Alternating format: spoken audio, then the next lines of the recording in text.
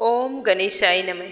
भगवान श्री गणेश की पूजा हर शुभ कार्य में सबसे पहले की जाती है। महिलाएं खासकर अपने पति की लंबी आयु के लिए भगवान श्री गणेश जी की पूजा जरूर करती है।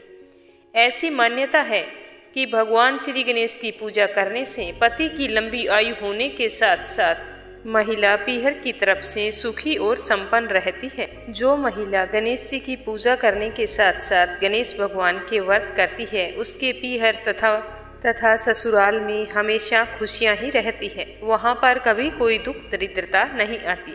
तो चलिए सुनते हैं अमर पीहरवास और अखंड सौभाग्य देने वाले भगवान श्री गणेश की अद्भुत कहानी। एक समय की बात है, एक भाई बहन रहते थे। बहन का नियम था कि वह अपने भाई का चेहरा देखे बिना खाना नहीं खाती थी।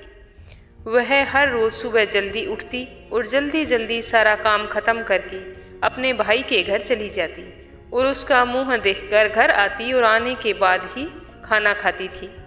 एक दिन रास्ते में पीपल के नीचे गणेश जी की मूर्ति रखी थी। उसने भगवान के सामने हाथ जोड़कर कहा कि मेरे जैसा अमर सुहाग और मेरे जैसा अमर पीहर सबको दीजिए। यह कहकर वह आगे बढ़ जाती। अब उसका रोजाना वही नियम था। जंगल के झाड़ियों के कांटे उसके पैरों में चुभ जाया करते थे। एक दिन वह अपने भैया के घर पहुंची तो भाई का मुंह देखकर वहां पर बैठ गई। तो भाभी ने पूछा कि आपके पैरों में क्या हो गया है। तो यह सुनकर उसने अपनी भाभी को जवाब दिया कि रास्ते में जंगल के झाड़ियों के जो गिरे हुए कांटे हैं वो मेरे पाँव में चुभ गए हैं। कुछ देर वहां रुकने के बाद वह वापस अपने घर के लिए रवाना हो गई। तब भाभी ने अपने पति से कहा कि रास्ते को साफ करवा दो। आपकी बहन के पाँव में बहुत सारे कांटे चुभ गए हैं। आपने देखा नहीं कैसे आपकी बहन के पाँव कांटों से छलनी हो गए थे। तब भाई ने कुल्हाड़ी लेकर सारी झाड़ियों को काट कर रास्ता साफ कर दिया।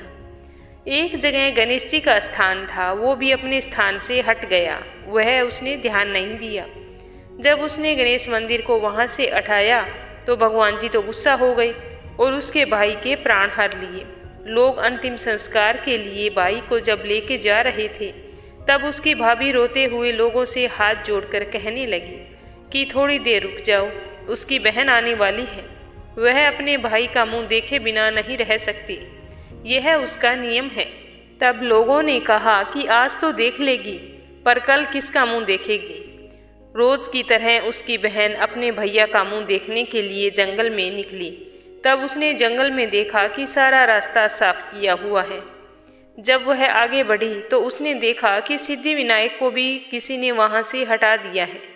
तब उसने वहां जाने से पहले गणेश जी को एक अच्छे स्थान पर रखकर हाथ जोड़कर बोली कि भगवान मेरे जैसा अमर सुहाग और मेरे जैसा अमर पीहर सबको देना। और फिर यह बोलकर वो आगे निकल गई। तब भगवान सोचने लगे कि अगर इसकी नहीं सुनी तो हमें कौन मानेगा, हमें कौन पूजेगा। तब सिद्धिविनायक ने उसे आवाज दी कि बेटी, इस खेजड़ी की 7 पत्तियां लेकर जा और उसे कच्चे दूध में घोलकर अपने भाई के ऊपर छींटा मार देना, वह उठकर बैठ जाएगा।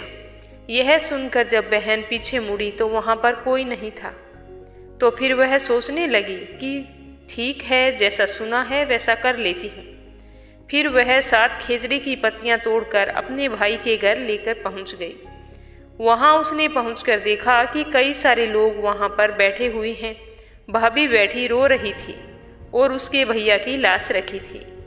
तब उसने उस पत्तियों को बताए हुए नियम के अनुसार अपने भैया को दे दिया।